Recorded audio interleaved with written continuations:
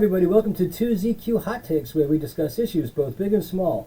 I am your host, the very handsome Tim Kirk, and this time I will be talking about the Gay Crime Wave in New York City, Part 5, another update. Now this comes from Gothamist, which was published on April 2nd, 2023 by Julia Hayward. NYPD charges suspect with murder in connection to overdoses of two men leaving Manhattan gay bars. The NYPD charged another suspect believed to be involved in a pattern of robberies, including incidents in which two men fatally overdosed after visiting gay clubs in Hell's Kitchen last year. The arrest is the latest development in a string of crimes that fueled paranoia within the city's gay community. The NYPD identified the suspect as a 30-year-old male from New Britain, Connecticut. Jacob Barroso is now facing several charges, including murder, robbery, grand larceny, and conspiracy, authorities confirmed to Gothamist on Sunday. His attorney information was not immediately available. Very few details are known surrounding the case involving Barroso. However, a Manhattan grand jury previously indicted another suspect on Thursday. That suspect, Shane Hoskins, is facing 6 counts of robbery, identity theft, grand larceny, and conspiracy. Hoskins' attorney did not immediately respond to a request for comment.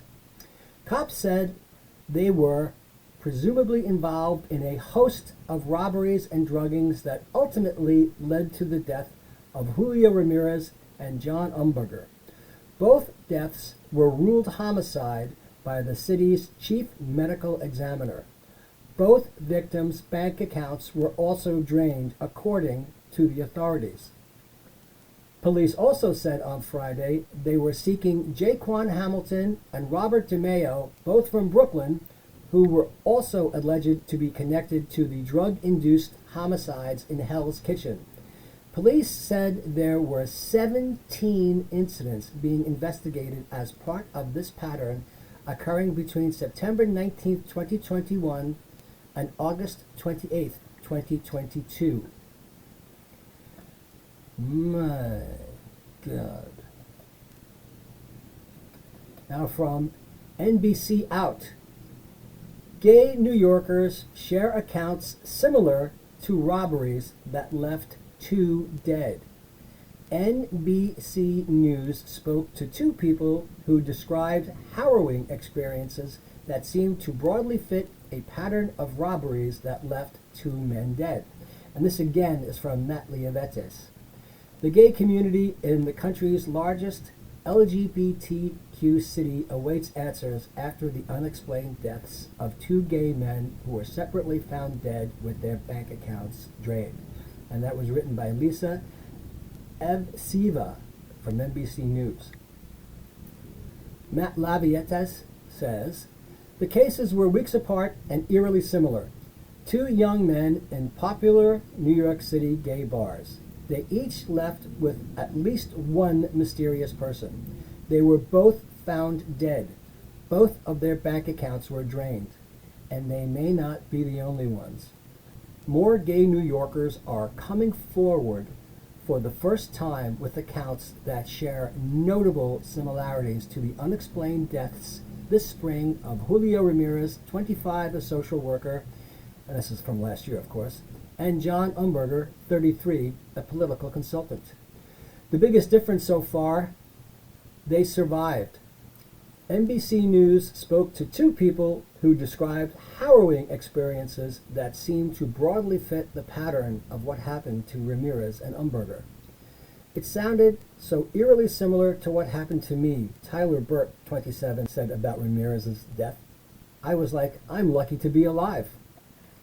Burt and a student at NYU believe they fell victim to a larger string of robberies and assaults that police are investigating. Their stories also mirror a troubling detail that Ramirez's and Umberger's families have only suspected, that they felt like they were drugged before they were robbed. The New York City Police Department said that the city's medical examiner is still determining the official causes of Ramirez's and Umberger's deaths. Now, this is before the indictments, of course. There have been no arrests. There are now.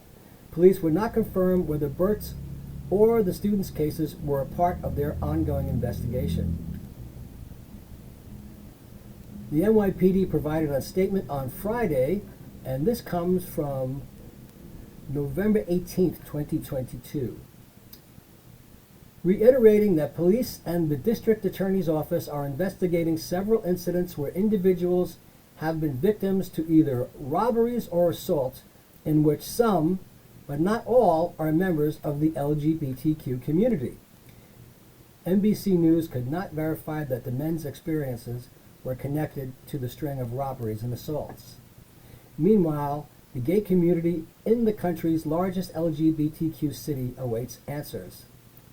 John Peterson, 55, says he was robbed in similar circumstances in 2018, and combined with the recent reports, the experience has left him shaken. Part of it's like, am I crazy? Peterson said, women are so aware of this as a thing that happens. I don't think gay men would ever suspect this could be done to them. In December, Bert, who reached out to NBC News on social media after recent reports regarding the two deaths, was walking home from a night out with friends when he stopped at the Boiler Room, a popular gay bar in Manhattan's East Village, for one last drink by himself. Sitting alone at the bar was the last thing Bert says he remembers before waking up the next morning in his apartment confused. Bert said he woke up lying on top of his bed with all of his clothes and shoes on and his phone missing. He then noticed that his personal laptop, iPad, headphones, and wallet were also missing. Using his work laptop, he discovered that was just the beginning of what would amount to roughly $15,000 of stolen belongings and funds. The person or people who robbed him accessed his checking account, overdrafting it to pay off his credit cards, and then using them to buy 3 new iPhones that morning. Bert, who reported the incident to police the day after the encounter, said he believes an assailant used his unconscious face to unlock his iPhone and bank accounts using the Face ID feature. He said he believes that the person or people who robbed him also slipped him some sort of drug, knocking him unconscious and causing him to black out. I don't think I was drinking nearly enough to have zero recollection.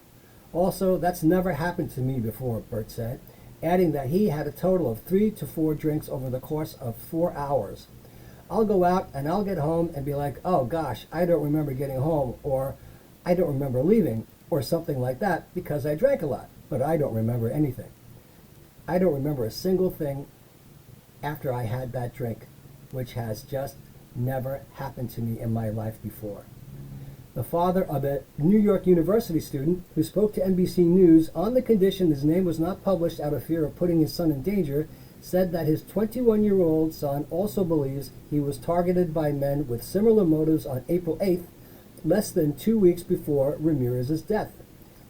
He also said that his son, who also requested that his name not be published, told him he was leaving the Q Bar in Hell's Kitchen, the same bar Umberger was last seen at, with 3 men he had just met that night. The 4 of them, he said, planned to go back to his son's apartment to meet a friend who was already there. The man, who connected with NBC News through Linda Clary, Umberger's mother, said his son and his son's friend believed they were drugged at some point after returning to the apartment with the 3 unidentified men. The father said that his son and his son's friend believed they were drugged because of the sudden nature of their blackouts and loss of memory coupled with the robbery. When the 2 gained consciousness, the father said, his son's phone was missing, his bank accounts were emptied using cash apps, and his credit cards were maxed out. In total, the man said about $5,000 worth of cash and items were stolen from his son. Similarly to Bert, the college student's father said his son believes the assailants used his unconscious face to unlock his iPhone and bank accounts using Face ID. His son's friend, he said, had her wallet stolen. The father of the college student said that his son filed a police report and that his case is still being investigated. NBC News was not able to independently verify the Sun's account. Peterson, a freelance computer consultant who reached out to NBC News on social media after recent reports regarding the two deaths, said that on November 16, 2018, he also had a similar encounter. Peterson said he was headed home from Tribeca after attending a large private party where he had 3 to 4 drinks over several hours. While alone and hailing a cab, he said he suddenly and uncharacteristically blacked out on the street corner and was robbed.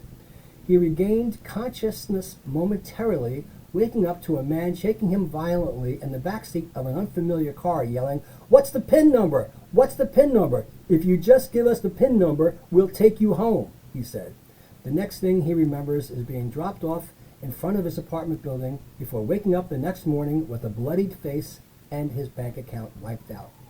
Peterson said that he was not feeling heavily intoxicated before abruptly blacking out, nor did he have a hangover the next morning, which he said is common for him on the rare occasions he drinks too much alcohol.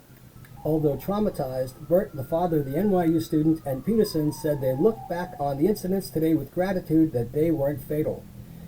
It took Bert about a month after the encounter before he felt comfortable sleeping in his apartment again, he said, adding that the incident prompted him to go to therapy. It took me a while to really process what had happened to me and how terrifying it was, Bert said. And then seeing stuff that's come out, like that kid who died in May, that really could have been me. It was just one small move away from that happening to me. There's a lot of what ifs that I've gone through in my head, which is, not fun to think about, he added. Less than 2 weeks after the college student's alleged encounter in early April, Ramirez was found dead in the back of a taxi. His body was discovered an hour after he was seen leaving the Ritz Bar and Lounge with 3 unidentified men, according to the NYPD. His family previously told NBC News that approximately $20,000 had been drained from his bank accounts. Bert, Peterson, Clary, and the college student's father all said they felt the NYPD did not initially take their cases as seriously as they hoped and were, at times, unresponsive. It seemed like he was being reluctant to do anything that required a little bit of extra work, Bert said of the detective on his case. It just felt like it was not a priority at all, and I was the one following up, bugging the guy time and time again, and I was just getting nowhere. The father of the college student who was allegedly robbed said that the police stopped returning his phone calls until recently, months after the deaths of Ramirez and Umberger. New York City Council member Eric Botcher, whose district includes Hell's Kitchen, told NBC News in a phone call that his office has been in contact with the NYPD and the Manhattan District Attorney's Office on a weekly basis since reports surfaced in May about Ramirez's death. His office has sought to ensure that appropriate resources have been dedicated to the investigation, he added. It's horrifying and infuriating that people are being preyed upon and victimized in New York City in this way, Botcher said. Whoever's doing this needs to be brought to justice. While the NYPD only confirmed it was looking into several other potentially related incidents, Clary said she was told there were at least a dozen other cases included in the investigation. She spoke highly of the current detective on her son's investigation, but her message to the public and public officials was clear. People, do your job. Thank you for the work you do, she added, but I need you to work harder. I need you to do more for the sake of your great city and for the sake of citizens that are counting on you. Now, from NBC Out, murder suspects arraigned in string of New York City gay bar robberies that left 2 dead. Robert DeMeo was charged with murder, robbery, grand larceny, identity theft, and conspiracy in connection with the death of John Umberger, a 33-year-old political consultant. Now, this is reported by Matt Lavietes, Miles Miller, and Kenzie Abu Sabeh. A second suspect was arrested and charged with murder in connection with a string of drug-facilitated robberies of men who visited gay bars in New York City that included 2 deaths, 2 senior law enforcement officials told NBC News on Monday, and this comes from April 3rd. And again, Robert DeMeo was charged with murder, robbery, grand larceny, identity theft, and conspiracy in connection with the death of John Umberger, a 33-year-old political consultant, and in a separate incident in which an unidentified victim did not die, the officials said. So, last month, the medical examiner's office ruled their deaths, Ramirez's and Umberger's deaths, as homicide caused by drug-facilitated theft. Multiple drugs were found in their systems, including fentanyl, lidocaine, and cocaine.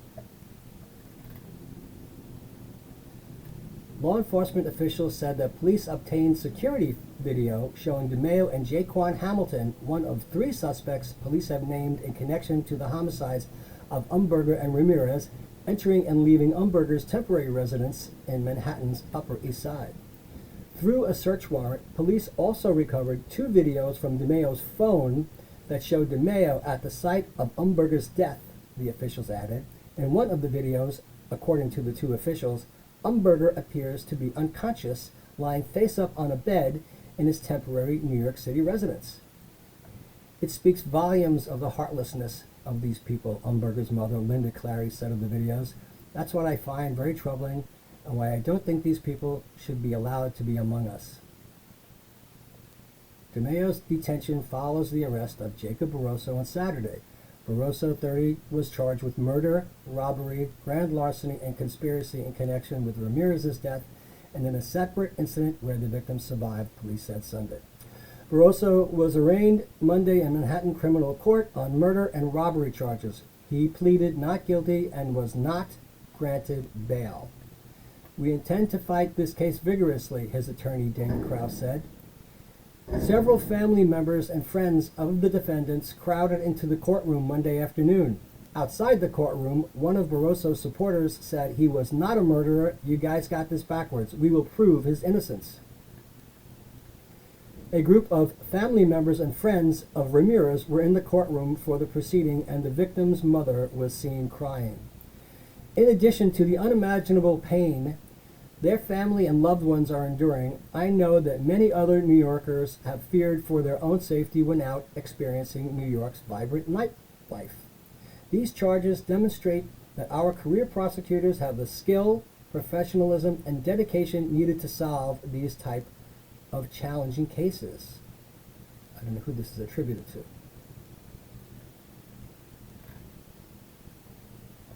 On Friday, police said they believe DeMeo, Barroso, and Hamilton are among those responsible for a broader citywide robbery pattern that includes at least 17 victims. The incidents, which include Ramirez's and Umberger's robberies and deaths, occurred from September 19th, 2021 to August 28th, 2022, the spokesperson said. An additional suspect was arraigned Monday afternoon on robbery, grand larceny, and identity theft charges in connection with the string of robberies. Andre Butts, 28, was captured on security video buying sneakers with Ramirez's credit card, according to prosecutors from the Manhattan District Attorney's Office. Butts, who was arrested Friday and pleaded not guilty, is being held on $100,000 bail after he tried to flee during his arrest, prosecutors said.